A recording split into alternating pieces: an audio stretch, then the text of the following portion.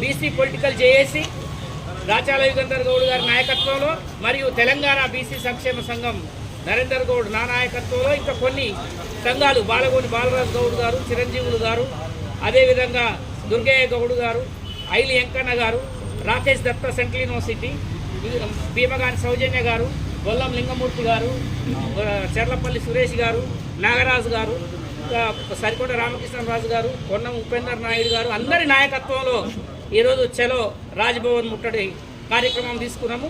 మేము అక్కడికి పోయి గౌరవంగా చట్టానికి లోబడి మేము అక్కడ స్లోగన్స్ ఇవ్వడం కానీ గవర్నర్ గారికి రిక్వెస్ట్ చేయడం కానీ చేసినాము.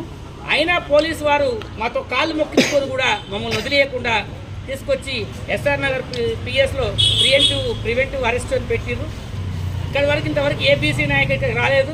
బీసీల పెద్దన్న మాజీ ఓబీసీ పార్లమెంటరీ ఎంపీల చైర్మన్ గారు మా పెద్దన్న మా హనుమంతన్న గారు ఈరోజు వచ్చి మమ్మల్ని నిలిపించడం జరిగింది.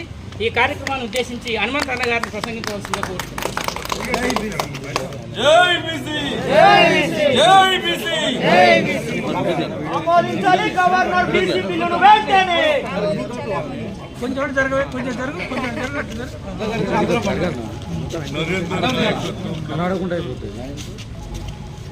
ఏదైతే మంచి కార్యక్రమం, ఎందుకంటే ప్రభుత్వం స్పందించలేదు కాబట్టి రాహుల్ గాంధీ సందేశం కన్యాకుమారి నుంచి కశ్మీర్ వరకు మ్యారథాన్ పాదయాత్ర చేసిన తర్వాత ఆయనకు ఒక మంచి ఆలోచన వచ్చింది.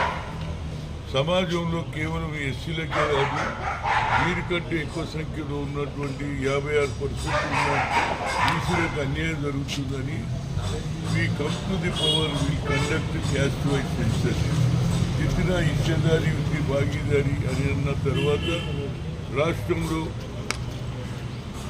రేవంత్ రెడ్డి గారి నాయకత్వంలో అది సోముటోగా తీసుకొని ఎన్నికల ముందే 10 జిల్లాలు నేను తిరగడం జరిగింది.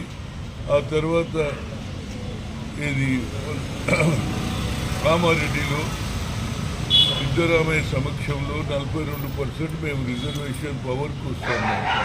వచ్చిన వెంటనే ముఖ్యమంత్రి కావడంతో ఆయన ఇమీడియట్గా అసెంబ్లీ కంటే ముందు క్యాబినెట్లో నిర్ణయం తీసుకున్నారు. ఆ తర్వాత బిల్లు అసెంబ్లీలో పెట్టి